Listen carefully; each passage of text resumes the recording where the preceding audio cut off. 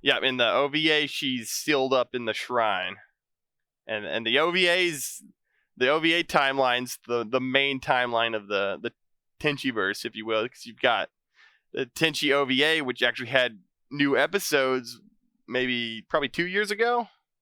And then GXP right after that is one of Tenchi's friends who joins the Galaxy Police, and then it kind of expands all the Tenchi stuff. And then from there you have the War on Geminar, which is Tenchi's half-brother, who gets sucked into another dimension. And the newer OVAs episodes explain why he went to that other dimension. So that all links together. And then you have other shows that are in the same timeline that are not Tenchi shows, like Dual Parallel Worlds Universe, Dual Parallel Worlds Trouble, I think. That takes place in the distant past of the Tenchi show, and the planet where the GXP character finds his giant robot is the planet from Dual Parallel Worlds Trouble. And then there's also Photon Idiot Adventures, which takes place on the planet Geminar in the War on Geminar series in the far distant past. And then there's one more that I don't remember the name of, but it's basically porn, so I guess that wouldn't have shown up on TV. And then there's some books as well. So here's a video I saw I want to watch. It's going to be the top 10 forgotten Toonami anime. This is going to be right up my alley. This is where I grew up, is watching this block. It was this, and then Stars Action. It's probably where I started watching anime, watching the, what was it? The movie Akira, and then this show, I don't know if it was a movie or an OVA called Shadow Skill. Vandred, and another one I remember was the Street Fighter anime, which I really liked. So that's probably where I started watching anime, was that Stars Action, because I could stay up as late as I wanted to, as long as I didn't fall asleep before my mom did. And I did that so I could stay up and watch the anime in the living room and then sleep on the couch, because I wasn't allowed to sleep on the couch if I was dozing off before my dad and mom went to sleep. And that's where I started watching that Stars Action anime, and then moving on, when they started doing Toonami, I started watching all those shows. So let's see how much of this I remember. If you've seen any of my anime lists or videos with entries about anime, a common theme in the anime I discuss is they were broadcast Outlaw on Star Toonami initially, which was Cartoon Network's action block from the late 90s and 2000s, revived Yep. in 2012 by Adult Swim, that consisted of a lot of anime, which shaped an entire generation's interest in the medium.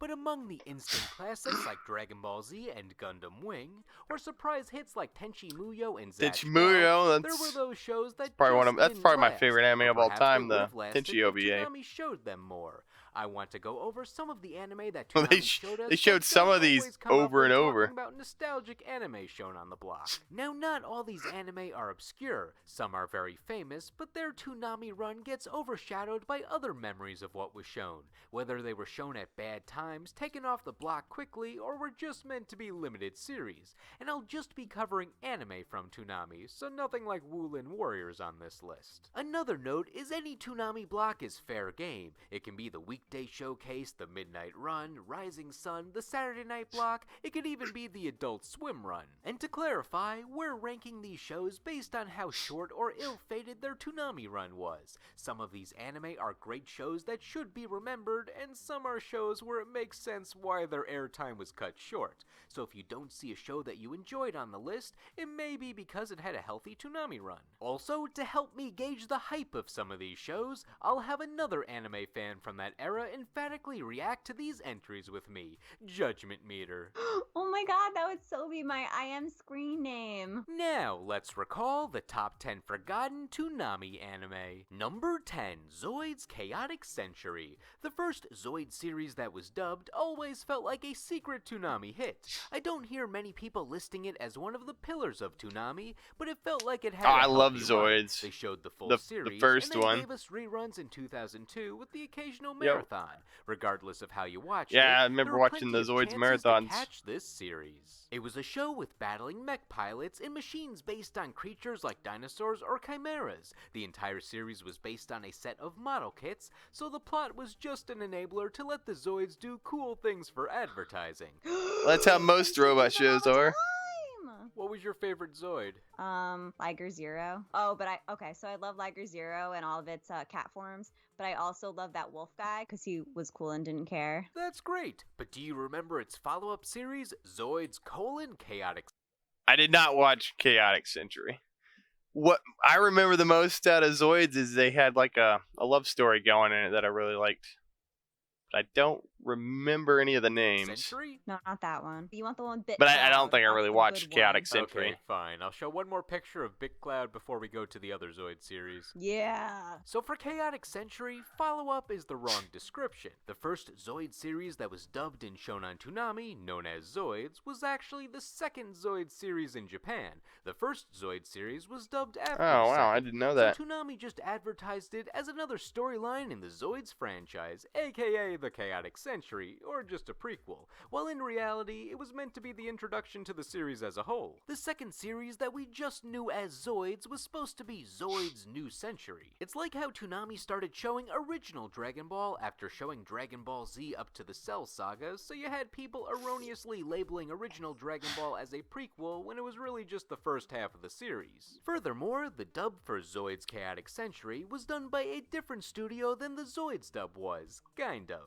The dub for Just Zoids was done by the Canadian studio Ocean Group, famous for many dubs you may remember from Cartoon Network and Adult Swim, like Card Captors, Hamtaro, Inuyasha, and the original Dragon Ball Z English dub, while Chaotic Century was given to their subsidiary Blue Water, which was their studio in a different location in Canada with a different set of voice actors. Some of Blue Water's notable works include a few Gundam dubs, and most mysteriously to me, the alternate full English dubs of original Dragon Ball and Dragon Ball GT, which had none of the Ocean cast involved with the original Z dub, but that's a story for another time. Zoids Chaotic Century had a completely different cast of characters from the other Zoid series. We learn about how Zoids were initially used to fight in some sci-fi wars in this series, and how they were imbued with life, along with that fighters have a mental bond with their Zoids. You know, sorta standard sci-fi stuff. The series premiered in a random 6 a.m. time slot on Cartoon Network before it even got to Toonami, possibly showing they had little faith in it and just wanted to run the series to get it out of the way. But once the other Zoid series had its rerun cycle conclude, Chaotic Century took its place, getting a 4 p.m. time slot in late July 2002. It had its run, but Toonami was reluctant to show the whole series. It was off by October of that year, but it reappeared in 2003 when Toonami had an event that they called the Final Four, where they were showing the last 4 episodes of Chaotic Century in one marathon, which in reality was just a way to dump the series as fast as possible, but they covered it up enough for those who liked the series to make it seem like it got fair treatment. The series had one short rerun stint after that, but it was cut short before the full series reran. Sadly for Chaotic Century, it never took off like New Century did. Admittedly, I like. Well, they showed the first one way more. On me upon rewatches. So when you fondly remember Zoids on Toonami, don't forget they showed us 2 series. Number 9. I didn't know that. This anime was after Toonami's move to just being a. I didn't watch Saturday night much of block Mare. 7 to 11 I only PM. caught The old bits and weekday pieces lineup of was it, so it never iconic, really but made the sense to Saturday me. lineup had some gems, Zatch starting Bell in I watched. 2004. Loved Zatch Generally, Bell. The 8 to 11 And slots were all Naruto. prime time, having the heavy hitters, and the 10 p.m. slots varied. Sometimes we had proven stars like One Piece, other times we had surprise hits like I Bobo hated Bobo. Bobo. But That either was so way, stupid. That last hour of the night meant Toonami had high hopes for your show. So after a few years of switching around what closes out the night, we got a duo of shows that weren't related, but Toonami Prince of advertised Tennis them I as if watched. they were meant to be together. Mare They never and really the Prince of Tennis, saw everything. advertising them as 2 young heroes battling great odds, one on the court and one in a fantasy Should watch Prince of land. Tennis on their that's not a website stretch. I'm mostly. not sure if that meant that they had Mare low only saw bits and expectations for pieces, these though. shows, so they were saving ad time by pairing them together, but Toonami forever linked these series. They were both initially shown on Toonami's streaming service, Toonami Jetstream, Yeah. but since this was 2006, Jetstream's getting where I that watched TV Prince of airtime Tennis. was more valuable, so Toonami brought them for the end of the block in back-to-back slots from 10 to 11 p.m. starting in late December 2006. They then canceled them 6 months later at the same time, so it was set in stone that they lived and died together. They swapped which one was shown first of the night in the middle of their runs, but I'm not sure if that was in hopes of boosting either of them or they were just trying something different. I generally view Mare as the more interesting yet also more forgettable of the duo, mainly because Prince of Tennis was memorable for being one of the few sports anime that Toonami aired. Mare had cool moments, but was somewhat typical for a shonen isekai anime. However, it was made in the mid-2000s, so you have to look through it with that lens to see what it was doing new at the time. It was about a teenage hero transported to a fantasy world where he gets a living weapon and learns about a military organization that he has to help Isekai take before down. On his isekais. way there, he finds others with weapons like his called Arams. Nothing bad, but it just never caught on despite how cool some of the fight scenes and powers were. Yeah, I really One of which I didn't discussed on my catch on characters with named this after show. Pluto list, which I really just wanted to bring up to remind everyone I once made a list on that topic. In the end, only the first half of the series was dubbed, with only 16 episodes aired on Toonami in total, so this series became merely a footnote of Toonami's early Saturday night legacy. It also didn't help that they aired the episodes out of order, with the early part of the series having Well, that makes a lot of continuity sense of between why episodes, I so didn't it know felt what like the they hell were was going setting up on. this series to be let down with that kind of Yeah. plan. Though Prince of Tennis got a sequel manga that's still going on, so at least Mare's companion show made it out alright. Number 8, Blue Submarine. Number 6.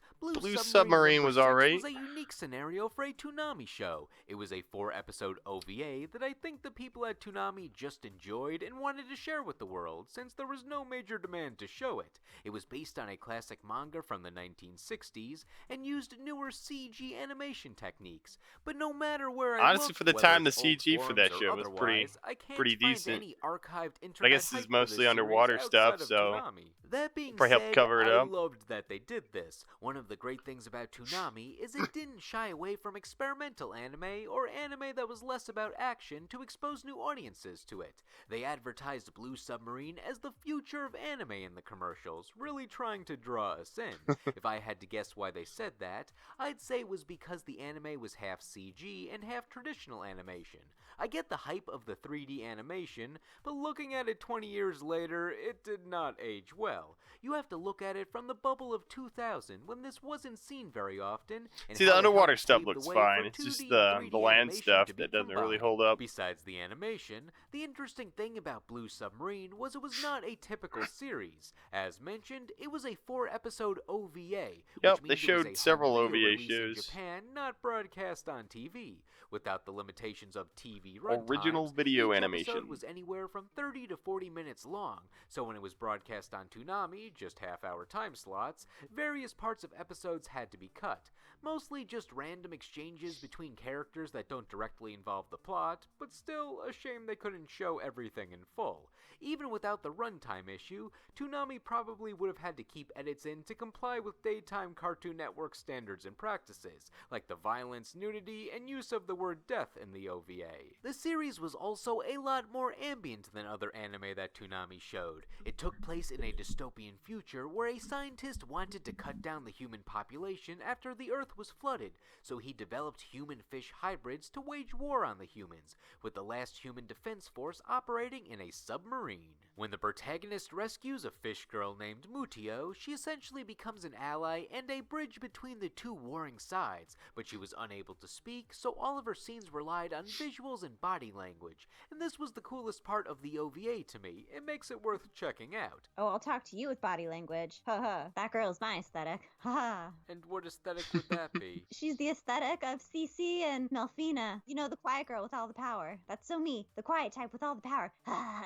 Apparently I'm creepy in this video. It's all the sleep I didn't have. Judgment Meter also pursued buying the DVDs in real life. I'll push anyone out of line at that used video store because That copy of Blue Sub number 6 is mine. All mine, not yours, nerd.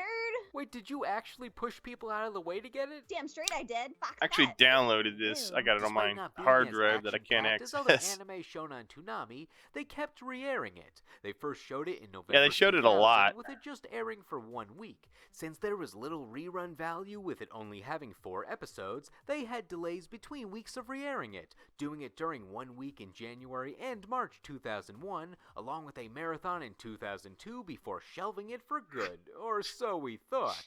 After Toonami ended in 2008, we famously saw it return in 2012 unexpectedly for a one-off April Fool's gag on Adult Swim, where they put together a 6-hour Toonami block with a combination of their most famous shows from when the block was on weekdays in the early 2000s, like Dragon Ball Z, Yu Yu Hakusho, and Tenchi Muyo, along with a few other anime that Adult Swim would show regularly, like Trigun and Bleach. But right in the middle of this best of block was Blue Submarine number 6. There were plenty of other anime Toonami could have chosen for this, but the fact that they chose this OVA that they only aired a few times showed they truly did view it as something special over a decade later. And since it was on Adult Swim, That's why I think they showed it a lot. I just watched it every time it came out, maybe. Cutting down for a half-hour time slot. I don't know. So it could be I remember that being one I saw a lot. Never shown on TV before. Number 4, G-Force, Guardians of Space. G-Force has a weird history with Cartoon Network as a whole. It's an adaptation of the I didn't famous watch this Gatchaman one. anime from 1972, but it's the second English dub. The first English dub was cut down and unfinished from the 70s called Battle of the Planets. That dub never got a translated script, so they just made up plots using the footage only. It's as far from faithful as you can get. The second English dub, called G-Force Guardians of Space, was produced in the 80s by Turner, owner of Cartoon Network, TBS, and many other TV channels. This dub was close to the original script, with the main difference being they still did that 80s dubbing thing of renaming characters, even if the characters' names were also common in the US, like Ken and Joe were renamed Ace Goodheart and Dirk Daring. They even changed June's name to, June. That aside, this more accurate dub stayed in Turner's library for years, briefly being shown on TBS in 1986 before being put back in the... I don't mind the name changes, but if they've already got a name that's easy to pronounce and remember, like, what's the point? Vault. But before Cartoon Network had more original content, they just showed whatever was in the Turner Vault, usually being Hanna-Barbera and Looney Tunes stuff, but in 1995, they decided to start showing G-Force because, hey, it's there. It had continuously less airtime as its run went on, being limited to just weekend showings by 1997 before being taken out of the rotation, but it was merely biding its time at this point. While it never hit weekday Toonami runs, G-Force got its last showing on TV on Toonami's Midnight Run. This started off as a Saturday night block in 1999 in addition to the weekday lineup, before just being moved to weeknights from midnight to 1 a.m. in the early 2000s. It had the standard lineup of anime still premiering on Toonami, sometimes uncut, and classic action shows that Cartoon Network had the rights to run, both Western and Japanese animation. One of these shows was Robotech, something that was on earlier weekday lineups before just being on the Midnight Run. However, when the clock struck midnight on January 1st, 2000, the contract for the broadcasting rights of Robotech allegedly ran out with Turner, and they had to abruptly take the series off the Midnight Run. And what classic series got the call to replace it? None other than G-Force, straight from the vault. I'm not sure if Robotech's rights truly ran out, or if that's just a rumor, since they were able to show it during Giant Robot Week in 2003, but regardless, G-Force had a shot to make an impact. That being said, it didn't really get a chance to shine. It showed up on the Saturday... Well, Robotech's one of those shows that's made up of different shows. Like, its seasons aren't... It's like different anime that they just slapped together and made their own story to make sense. And the newer Robotech is actually, like, just completely different than the anime it was built off of. It's kind of like they modded the original anime to be Robotech. I don't remember what the originals are called, but they're different, completely different anime that just got sucked into Robotech, and they pieced it together to make a coherent story, sort of. And then they just started making new Robotech outright. Night Midnight Run in January 2000. Like I don't. I'd have to look it up to see for sure, but I don't think Robotech is actually a Japanese anime. I think that's the Western anime that was created from other pieces of anime.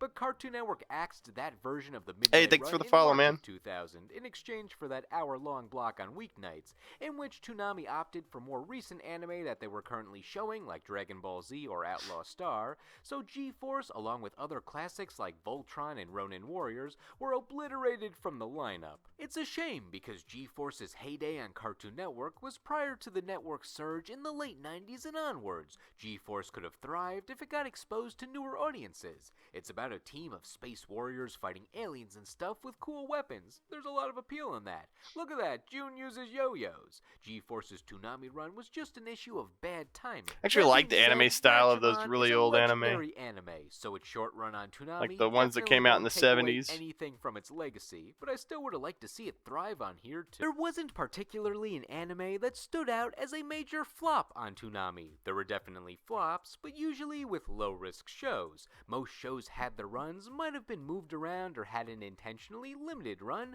so for number 1, we picked a series that was a massive hit with Toonami back in the day, but went out with a whimper when they tried showing another related series. Number 1, Tenchi Muyo GXP. GXP. I actually watched that recently again. I love the Tenchi series is probably my favorite series of all time.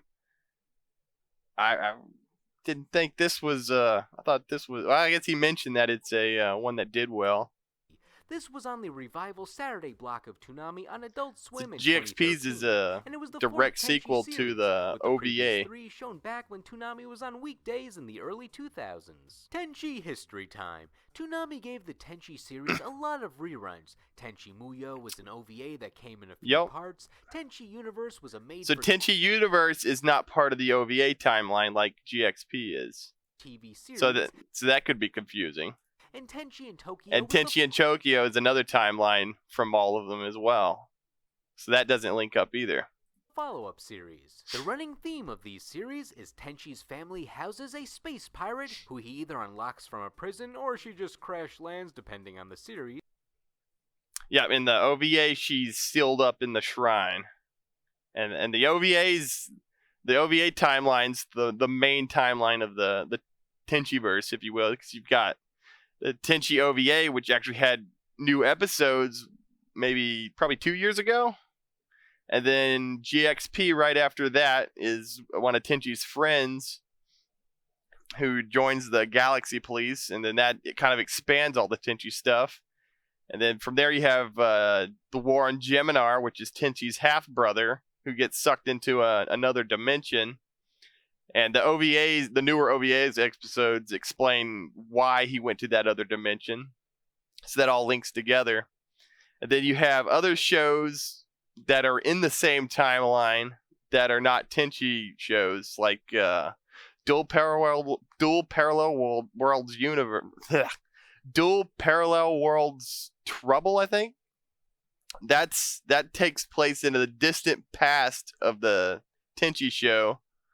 And the planet where the GXP character finds his giant robot is the planet from Dual Parallel Worlds Trouble. And then there's also Photon Idiot Adventures, which takes place on the planet Geminar in the War on Geminar series in the far distant past. And then there's one more that I don't remember the name of, but it's basically porn, so I guess that wouldn't have shown up on TV.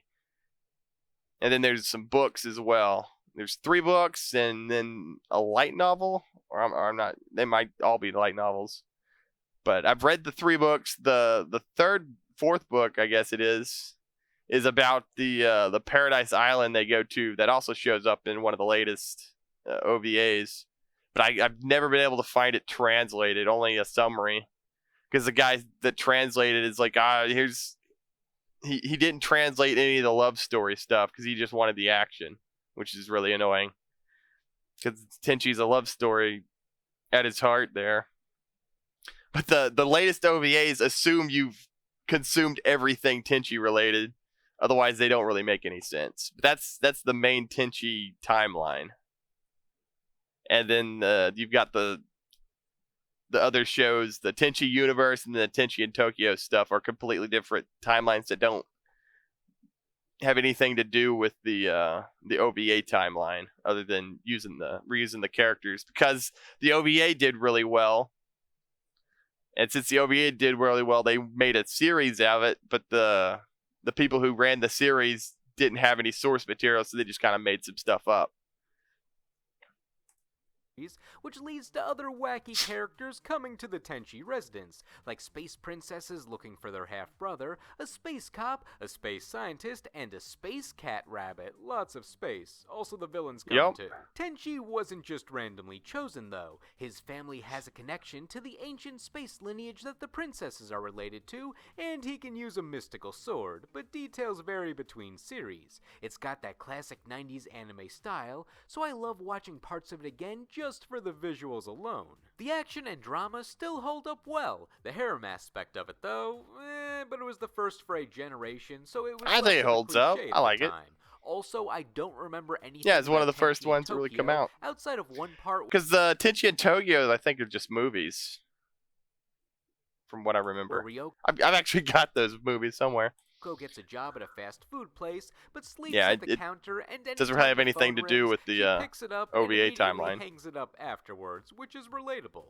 Which is probably why it's confusing. And were reran regularly for years. I'm not sure what made it so popular, but it was a mainstay of Toonami for most of its weekday run, 2000 and later. Tenchi's a very sweet character, and it's no wonder that everyone loves him, because he's so nice and he just wants everyone to get along. But is he successful? No. No one gets along. Well, except Sasami. She makes peace with everyone because she's a very good child and the only one who's mature. And she grows up in the latest OVAs. She is my favorite character. After Toonami's cancellation in 2008 and the eventual Adult Swim April Fool's Night, Adult Swim revived Toonami as a Saturday night block in 2012, and it's stuck to this very day. The times have moved around, but it's still going. Besides showing new anime, a lot of the anime they showed early on into the revival were either long ongoing series like Bleach and Naruto, or classics from old Toonami and Adult Swim like Ghost in the Shell Standalone Complex and Big O. But one old anime franchise they wanted to tie up loose ends with was another Tenchi series. There were more series beyond the 90s ones. This was the fourth Tenchi series called Tenchi Muyo GXP. They started showing it in late 2012 on the Adult Swim Toonami block, and they even gave it a primetime slot at 12:30 a.m., and that's big. Toonami's highest viewership was usually from 11 p.m. to 1 a.m., so you wanted to get in there. This series chronicled the adventures of not Tenchi, but his friend Sena, who accidentally enlists in the Galaxy Police and gets in a bunch of wacky shenanigans with the Space Force and the ladies in love with him. So basically, no one from the original series outside of a cameo episode. Really? I thought it was supposed to be his son, and you're supposed to find out who's the mom. Nope, he's just a different person from Tenchi entirely. Oh my goodness. Now there's no point to the show. I'm sad about that. What do you mean? It builds... more than I was. Does it ever... GXP builds up the whole Tenchi universe. It explains a lot of the... Because we meet a lot of Tenchi's relatives in it. And then it explains how a lot of the stuff and dynamics in the shows of the OVA timeline work. Show who he marries, or does he stay a loner forever? I believe the end result... Tenchi marries all of them. Yeah, he marries all the girls. Let's see, Ryoko, Ayaka, Ryo. Yeah, he gets the ship. Washu. Yeah. He gets all of them. Is he married? Because it's a harem. Marries all the girls. I'm uncomfortable with this. I don't think that's likely. Find another website. No, that's exactly what happened. Depending on the website, it happened.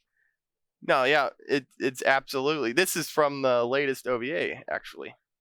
Happened in one of the later OVAs. I don't like that ending. I don't think Tenchi would do that. Also, one's a child and one's a cat rabbit. Well, she's not a child anymore. The OVA's advanced time. Then we can just write our own ending instead. Who would you have Tenchi marry? I think the only reasonable answers are Ryoko or Ayeka. Any other answer is moot. Anyway, back to GXP. This series was just a sci-fi comedy adventure show. And it's that a harem could have been anime, standalone so. series, but they used the Tenchi branding because they could. And that was Toonami's logic for showing it. And GXP's also gets a Tenchi harem, and attached he to marries it, there was a several girls as possibility for well. nostalgic interest. However, this show flopped on Toonami. The old Tenchi series Did. were in the Remember right watching place it at quite the a right lot. time when Toonami was on weekdays. But over a decade later, there just wasn't much interest in another Tenchi series, especially if it didn't have any characters from the original. Not only that, but this series wasn't even new. It was from 2002 and just never got mainstream traction before this. It's not like this was some hyped up hot new show, it was just something they had lying around. It previously was on some streaming services and some channels that weren't internationally broadcast. On my so Toonami computer, was 'cause its I first time downloaded it. getting major attention, and after only a few weeks, it was bumped to 1 a.m. That's okay, maybe it can recover. No one's still tuned in, so they pushed it towards the end of the block at 3 a.m., which is where reruns are generally shown, or shows that Toonami airs to get rid of. And thus, GXP crashed and burned on the block. I can't objectively say the series is bad, it's just not what people were looking for. Tenchi's original run on Toonami ended at the right time, getting the attention of a demographic and stopping before they lost interest. Tenchi Muyo GXP may have flamed out the franchise to this demographic, but at the very least, its troubled Toonami run in relation to its iconic series made it an interesting specimen for the most forgotten Toonami anime. Now, what did you think? Were all these anime sufficiently lost in your memory, or are some bigger Toonami Well, other than staples the, that you give them credit I'll for? unfinish. What are your thoughts on them as a whole? And what are some of your favorite Toonami shows overall? Let us know in the comments. Anyway, thank you all for watching, and we will see you in the next video. Well, other than GXP, I didn't really watch any. I guess I watched Zoids. And then, yeah, I didn't really watch any of those other than GXP and Zoids. Most of them I just watched bits and pieces of. But GXP, I watched all of. I actually downloaded that one and watched it quite a bit because I got really invested in the Tenchi OVA timeline. I actually have all the DVDs and stuff in my other room. I don't have all the GXP episodes. I got some of the DVDs. That's why I ended up downloading it.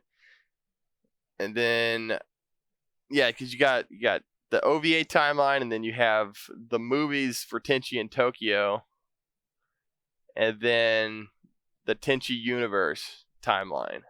So I think that's 3 separate timelines. But in the OVA timeline, Tenchi marries all the girls. The latest OVAs are several years advanced, quite a few years. Because how old is